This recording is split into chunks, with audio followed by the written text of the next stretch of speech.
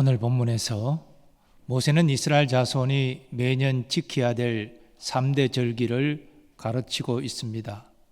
이 3대 절기는 과거 모세가 시내 광야에서 여호와께 받은 율법을 전할 때 이스라엘 자손에게 지키라고 명한 내용입니다.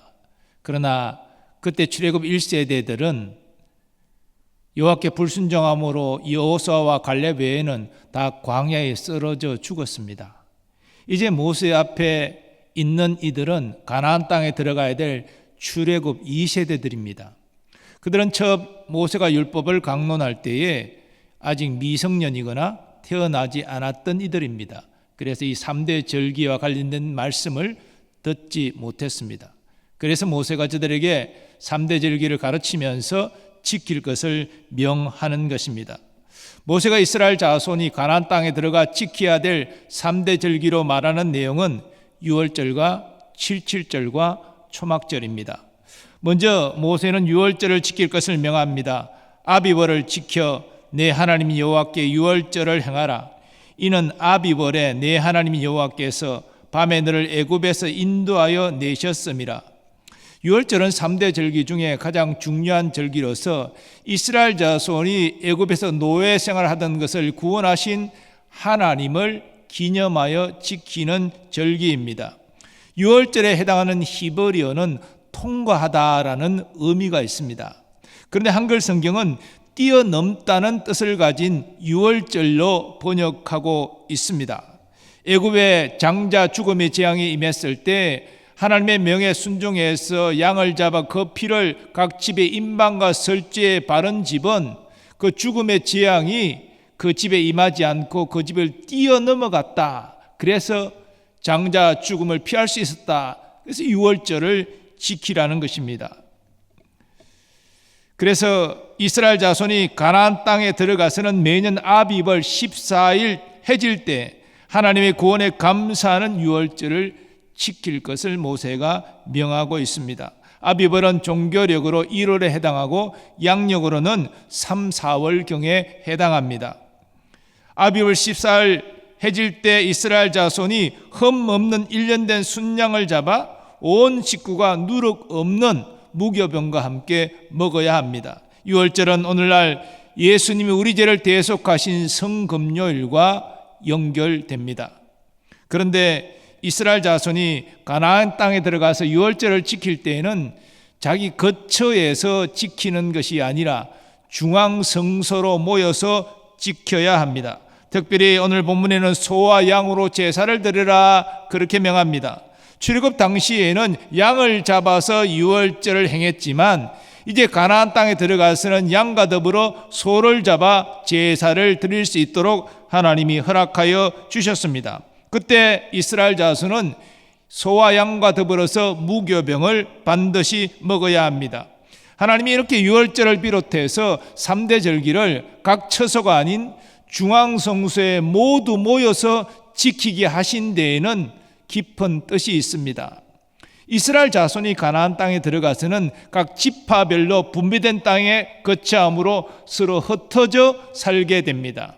이렇게 오랫동안 지파별로 흩어져 살게 되면 민족의 구심점이 약해질 수 있습니다. 또 이스라엘을 애굽에서 구원하시고 가나안 땅으로 인도하신 여호와 경외 신앙이 약해질 수가 있습니다. 그래서 이 3대 절기만큼 1년에 3차례 모두 다 중앙성소에 모여서 절기를 지킴으로 민족의 하나님을 다시 한번 튼튼하게 세우고 그리고 함께 여호와를 경외하는 신앙 안에 굳게 설 것을 하나님은 기대하신 것입니다. 그리고 이스라엘 자손은 14일 저녁부터 7일간 무교절을 지키고 마지막 7일째는 성회로 모여야 합니다. 무교절 기간에 이스라엘 자손은 절기 명칭에서도 알 수 있듯이 누룩을 넣지 않은 빵을 먹어야 합니다. 즉 무교병을 먹어야 합니다. 너는 엿새 동안은 무교병을 먹고 일곱째 날에 네 하나님 여호와 앞에 성회로 모이고 일하지 말지니라. 무교절은 유교절과 독립적으로 유월절과 독립적으로 지켜진 것이 아니라 연결해서 지켰기 때문에 후대에는 이 유월절 명칭 안에 무교절이 포함되었습니다. 굳이 유월절과 무교절을 구분하여 이해한다면 유월절은 각 집에 처음 태어난 사람과 짐승이 죽음으로부터 구원을 받은 것을 기념하는 절기이고, 무교절은 이스라엘 자손이 애굽을 떠날 때에 급히 떠나서 누룩을 넣어 발효시킬 빵을 만들 시간적 여유가 없었다는 것을, 즉 하나님의 급박한 구원을 기념하는 그런 절기였습니다. 그리고 유월절은 14일 해질 때 지키는 절기이지만 무교절은 일주일간 지키는 그런 절기였습니다. 영적으로 유월절 양과 무교병은 흠이나 죄가 없으신 예수 그리스도를 예표합니다. 그러므로 유월절 양과 무교병을 먹는 것은 영생의 살이 되시는 예수님을 믿고 그 뜻대로 살 것을 결단하는 의미가 있습니다. 다음으로 모세는 이스라엘 자손에게 77절을 증거합니다. 7주를 셀지니 곡식의 낫을 대는 첫날부터 7주를 세어 내 하나님 여호와 앞에 77절을 지키되 내 하나님 여호와께서 내게 복을 주신 대로 내 힘을 헤아려 자원하는 예물을 드리고, 역시 여기에 곡식의 낫을 대는 첫날이라는 표현이 나오는데 이것은 첫 추수일인 초실절을 의미합니다. 초실절은 유월절을 지내고 첫 번째 안식일 다음 날에 지키는데, 이 날로부터 7주를 세워서 지키는 절기가 77절 절기입니다. 또 7주가 지난 50일째 되는 날에 지키는 절기여서 오순절이다 이렇게 불리기도 합니다. 그리고 77절은 미래 추수를 하는 날이기에 맥주절로도 불립니다. 한자로 맥은 보리맥자지만 이때 주 추수는 보리가 아니라 밀의 추수입니다. 77절은 유대 종교력으로 3월이고 양력으로는 5월 말에서 6월 초가 됩니다.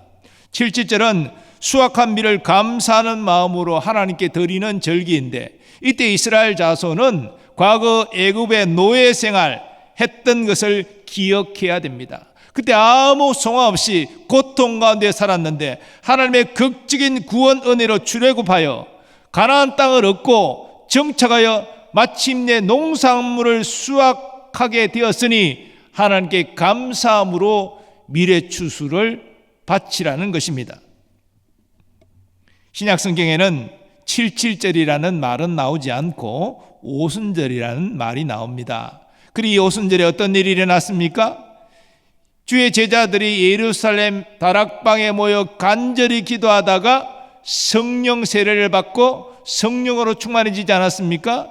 그리고 예루살렘 교회가 시작되었죠. 그래서 이 오순절은 성령이 임하여 교회가 세워진 성령 강림절과 영적으로 연결됩니다. 다음으로 모세는 이스라엘 자손에게 초막절을 증거합니다. 너희 타작마당과 포도주 틀의 소출을 거두어 들인 후에 이래 동안 초막절을 지킬 것이요.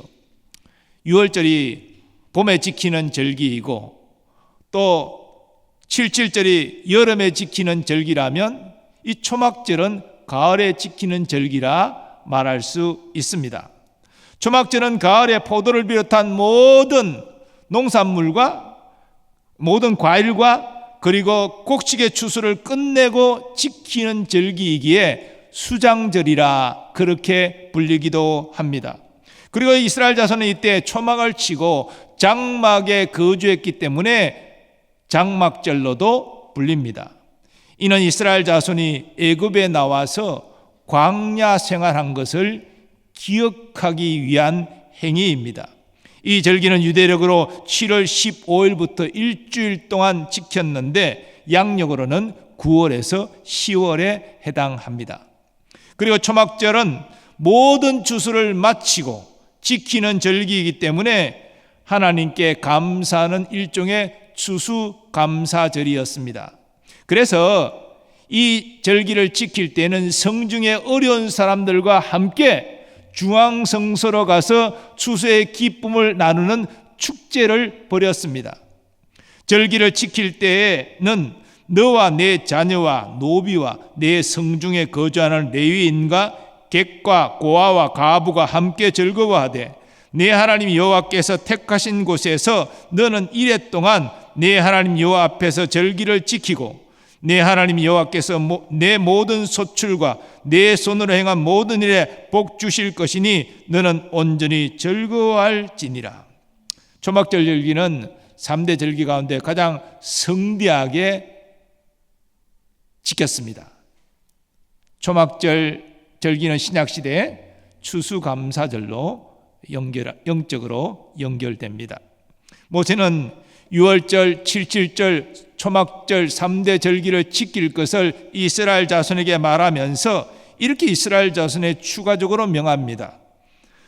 너희 가운데 모든 남자는 1년에 3번 곧 무교절과 77절과 초막절에 내 하나님 여호와께서 택하신 곳에서 여호와를 배웁되 빈손으로 여호와를 배웁지 말고 각 사람이 내 하나님 여호와께서 주신 복을 따라 그 힘대로 드릴지니라.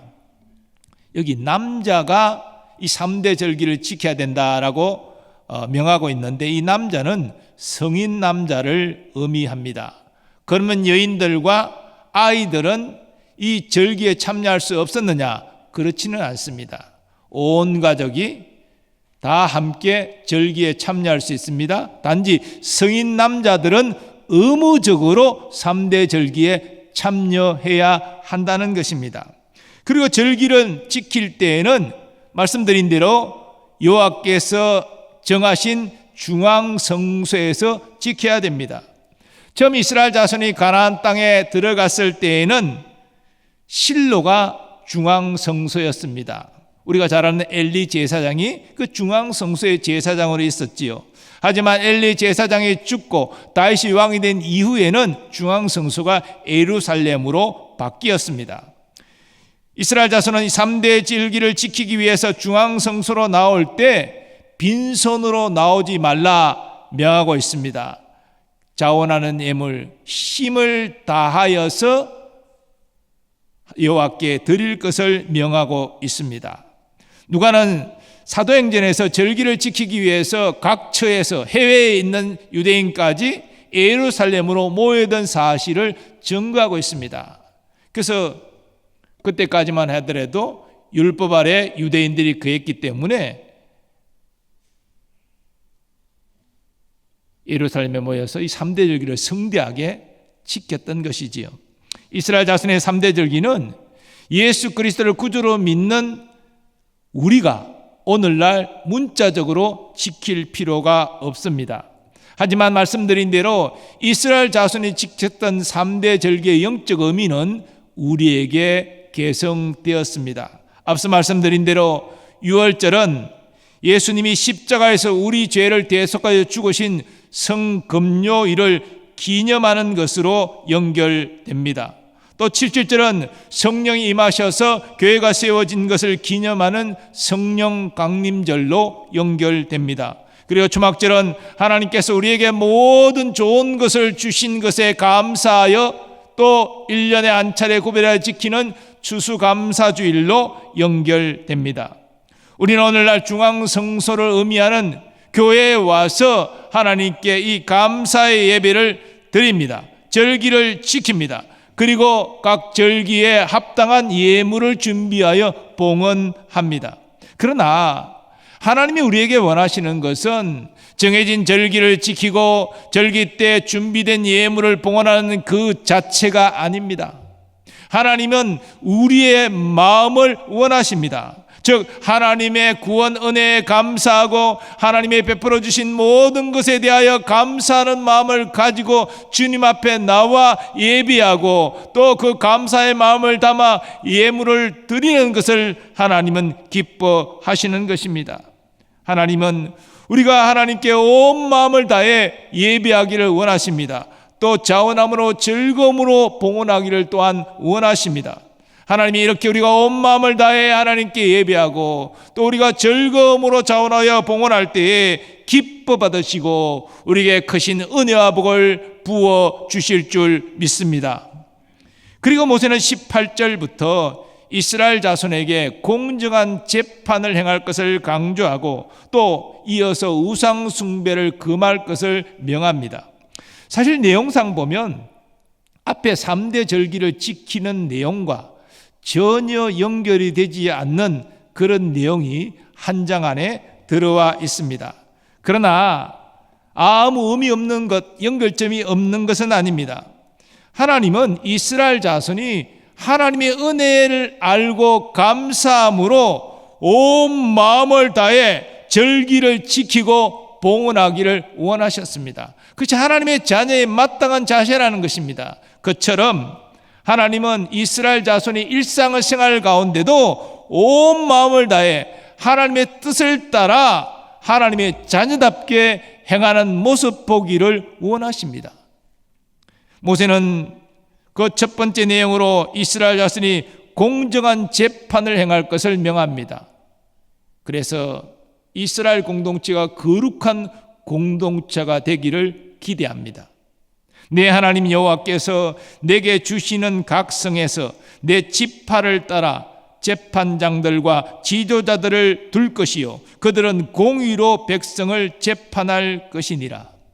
왜 공정한 재판이 중요합니까? 과거도 그렇고 지금도 그렇지만 사회적 강자가 있고 약자가 있습니다. 근데 항상 그런 것은 아니지만 사회적 약자는 불공정한 그런 재판을 받을 가능성이 있습니다. 하지만 사회적 강자는 인맥이나 뇌물을 통해서 자기에게 유리한 판결을 받을 가능성이 또 있습니다. 만일 이런 일이 이스라엘 공동체 안에서 일어난다면 그건 부정과 불법이요 결코 하나님을 기쁘시게 할 수 없는 것이 됩니다. 그래서 하나님은 모세를 통하여서 여호와 하나님이 공의로운 분이시니 이스라엘 자손이 공의의 재판을 행할 것을 명하고 계신 것입니다. 하나님이 이스라엘 자손에게 공정한 재판을 행할 것을 모세를 통하여 명하면서 순종하는 자에게 주어질 복을 말씀하십니다. 너는 마땅히 공의만을 따르라. 그리하면 네가 살겠고 내 하나님 여호와께서 내게 주시는 땅을 차지하리라. 반면에 재판장이 뇌물을 받고 부정한 재판을 행한다면 저주를 받게 될 것을 말씀하십니다. 무죄한 자를 죽이려고 뇌물을 받는 자는 저주를 받을 것이라 할 것이요 모든 백성은 아멘 할지니라. 그리고 이어서 모세는 우상 숭배 금지 명령을 다시 내리고 있습니다. 우상 숭배 금지 명령이 이번에 한 번이 아니죠. 앞에서도 계속 나오고 있는데 이것은 하나님이 우상을 숭배하는 것을 그렇게 싫어하시고 가증히 여기시기 때문입니다. 내 하나님 여호와를 위하여 쌓은 제단 곁에 어떤 나무로든지 아세라상을 세우지 말며 자기를 위하여 주상을 세우지 말라. 내 하나님 여호와께서 미워하시느니라.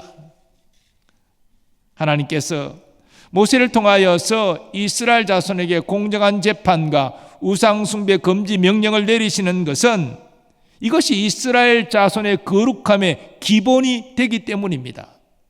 자, 거룩함은 두 가지 관계성에서 파악되는데 하나님은 사람과의 관계, 하나님은 하나님과의 관계에서 거룩함이 필요합니다.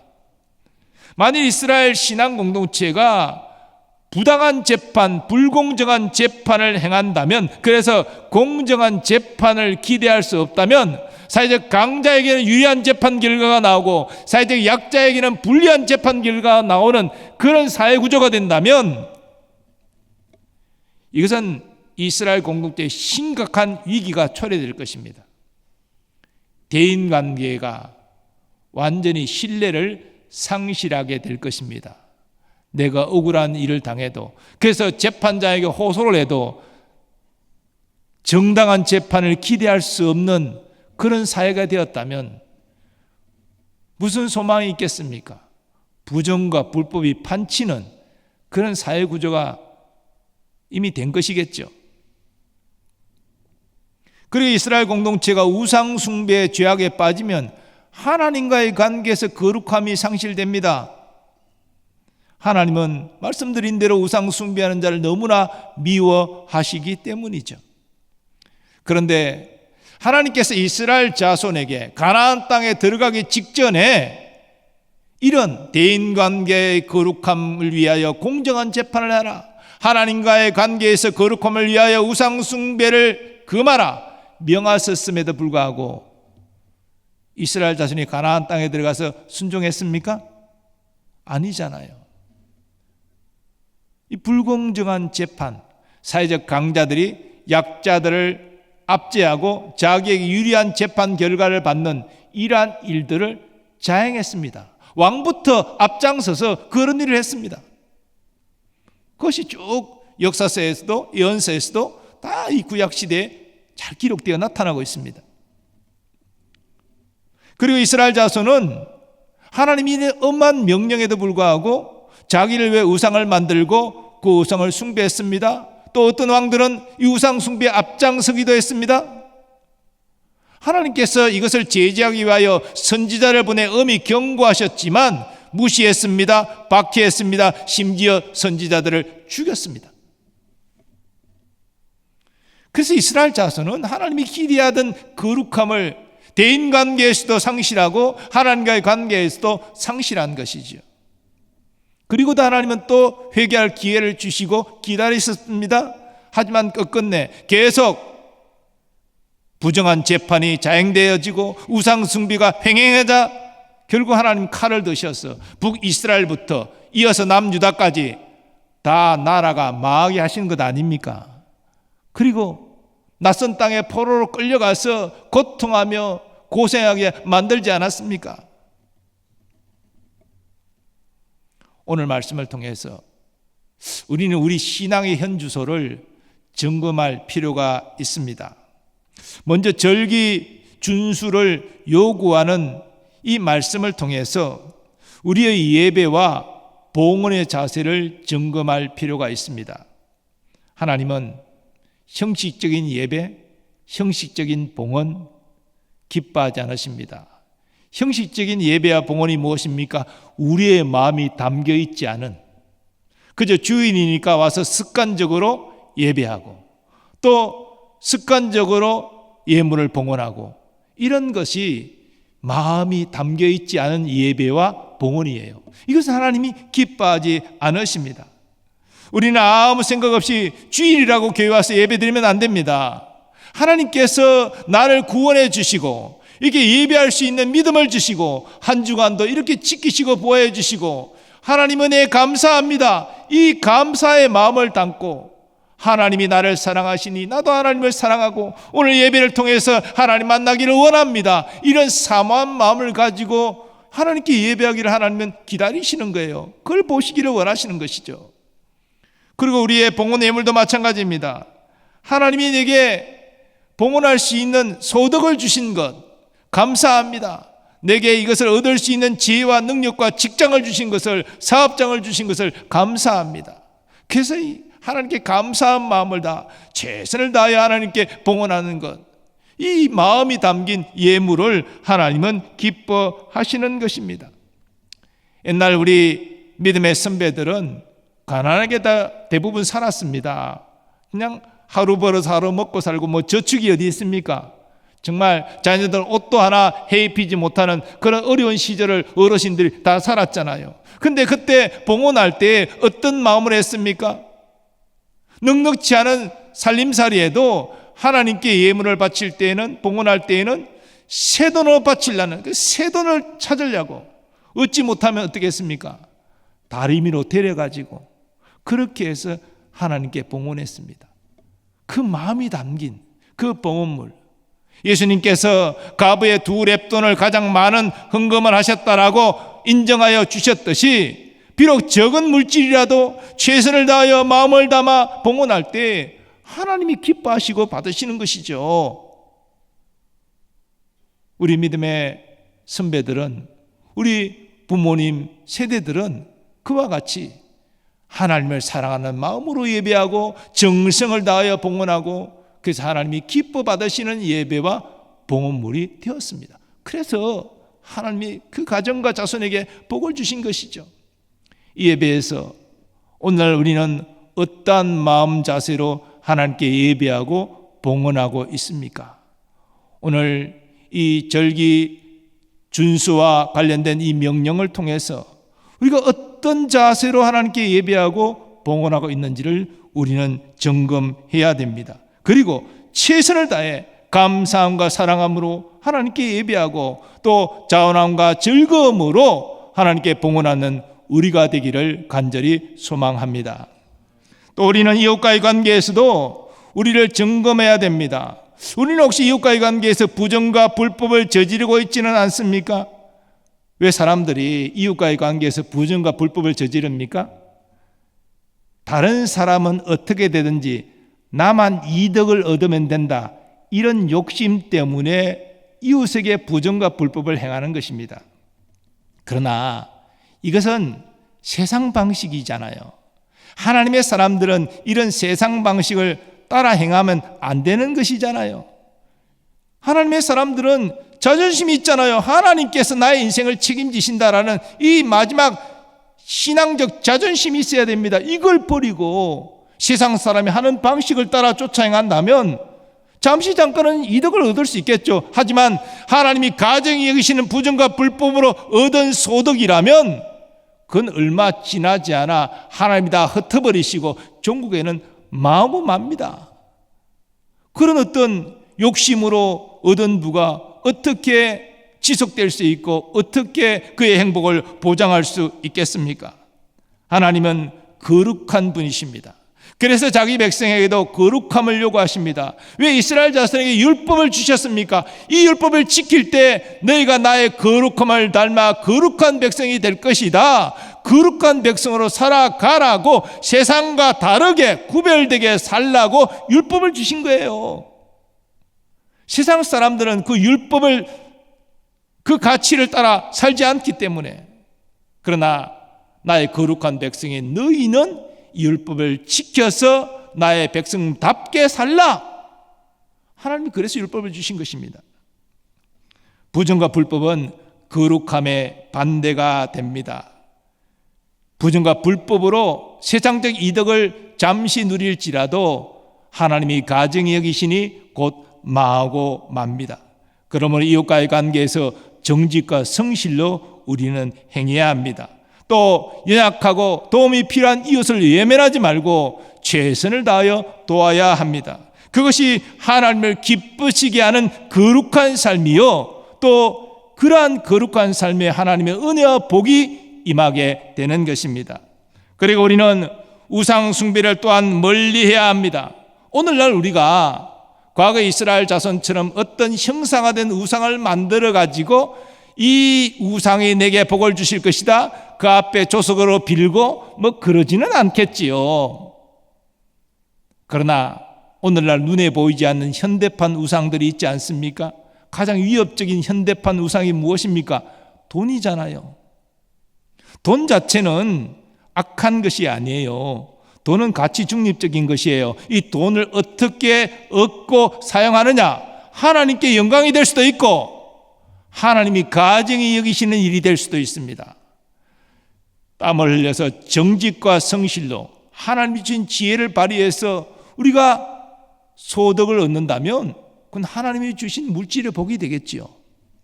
그러나 다른 사람을 해하고 부정과 불법으로 그렇게 소득을 얻고 재산을 축적한다면 그건 하나님 보실 때 가정한 악이 되는 것입니다. 또한 우리는 하나님이 허락하신 이 물질을 청지기 의식을 가지고 하나님의 뜻대로 사용해야 됩니다. 그저 나의 유익과 만족만을, 내 욕망을 이루기 위하여 이 재물을 쓰고 허랑방탕하게 사는 것은 그건 하나님이 가정에 여기시는 악이 되는 것이지요. 우리는 재물을 얻을 때도 하나님이 원하시는 방식대로 얻어야 되고, 재물을 사용할 때도 하나님이 기뻐하시는 방식대로 사용해야 되는 것입니다. 예수님은 우리가 하나님과 재물을 겸하여 섬길 수 없다라고 분명히 말씀하셨습니다. 재물의 노예가 되지 말고 하나님의 뜻대로 재물을 모으고 사용함으로 재물의 주인이 되는 우리가 되기를 원합니다. 그 재물을 통해서 하나님을 기쁘시게 하는 우리가 되기를 소망합니다. 사랑하는 여러분, 우리는 하나님의 은혜로 구원받았습니다. 그리고 하나님의 은혜로 지금도 하나님의 자녀답게 살고 있는 것입니다.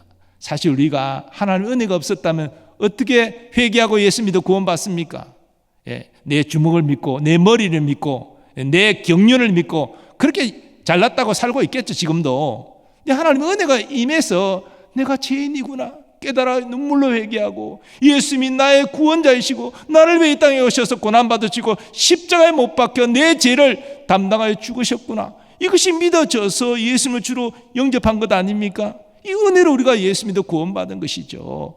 우리가 살아가는 하루하루도 하나님의 은혜가 아닌 것이 없습니다. 우리가 직장을 생활하고 사업을 하고 가정을 이루고 우리가 이렇게 신앙생활하며 살아가는 모든 것이 하나님의 은혜입니다. 그래서 우리는 이 하나님의 은혜를 잊지 않고 감사하는 것이 신앙생활의 기본이에요. 감사하면 예배의 자세가 달라집니다. 하나님께 봉헌하는 자세가 달라집니다. 이웃과의 관계가 달라집니다. 재물을 대하는 자세도 달라질 수밖에 없어요. 은혜에 대한 감사가 메말라지고 그 느끼지 못하면 내가 하고 싶은 대로 하고 사는 거예요. 그렇기 때문에 늘 하나님의 은혜를 깨달아 감사하는 우리가 되기를 원합니다. 그 감사하는 마음을 가지고 예배하고 봉헌하고 이웃과의 관계에서 선을 행하고 하나님이 기뻐하시는 재물의 주인으로 청지기적 삶을 살아가는 우리 모두 되기를 간절히 바랍니다. 그럴 때 하나님께서 우리와 동행하여 주시고 우리에게 더 좋은 것으로 복 내려 주실 줄 믿습니다. 거룩하신 하나님, 오늘 하나님께서 절기 준수와 공정한 재판과 우상 숭배 금지를 명하시면서 이스라엘 자손에게 요구하시는 한 가지는 너희가 은혜 받은 거룩한 백성답게 거룩함으로 행하라 라는 말씀입니다. 이 말씀 우리에게도 동일하게 적용되오니 말씀을 통하여 우리의 마음의 자세를 다시 한번 살피게 하여 주셔서 감사함으로 예배하고 감사함으로 봉헌하고 은혜 받은 자답게 이웃에게 선을 행하며 하나님께 영광 돌리며 살게 하여 주옵소서. 물질의 노예가 아니라 물질의 주관자로 청지기적 삶을 살아감으로 하나님을 기쁘시게 하는 우리가 되게 하여 주옵소서. 예수님의 이름으로 기원하옵나이다. 아멘.